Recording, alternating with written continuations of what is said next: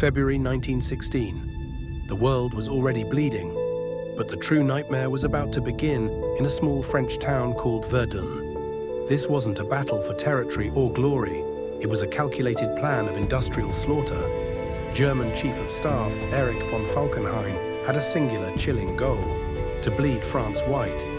He chose Verdun not because it was strategically vital, but because it was a matter of French national pride.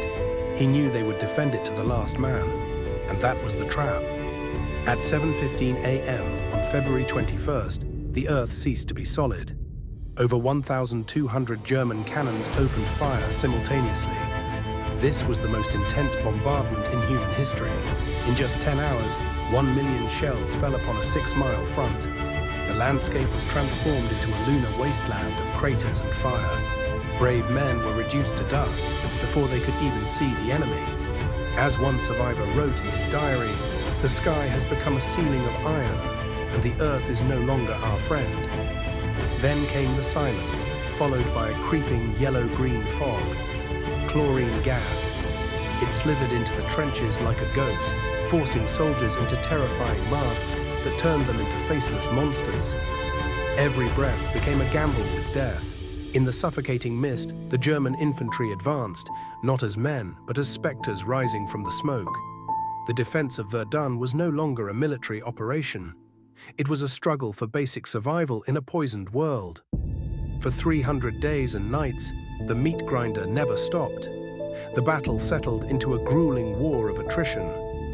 Men lived and died in waist-deep mud, surrounded by the stench of decay and the constant roar of artillery.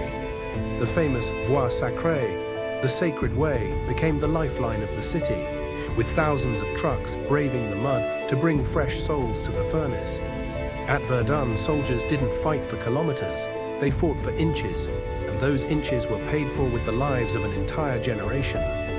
When the guns finally fell silent in December, the map had barely changed.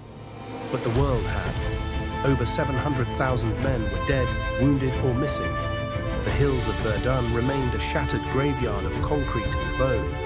Today, the white crosses of Duomo stand as a silent testament to the madness of 1916. Verdun was not a victory for any empire. It was a somber reminder that in the face of industrial war, humanity is the ultimate casualty. The iron harvest still remains in the soil, just as the scars remain in history.